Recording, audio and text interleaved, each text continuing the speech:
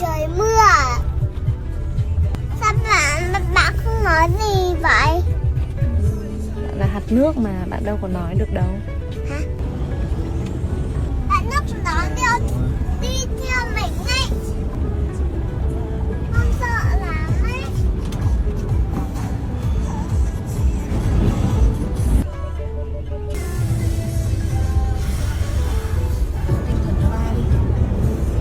Ba ơi cố lên. Ba ơi cố lên. Ba ơi cố lên. Đấy nước nó đi theo mình ấy. Bạn có chân mà bạn đi được. Ba ơi cố lên. Ba ơi cố lên.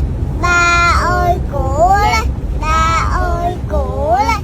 Ba ơi cố lên. Yeah, vượt qua được một đoạn rồi. Nhưng vẫn nước một tí mà. Bây giờ cái nước ít ít thôi.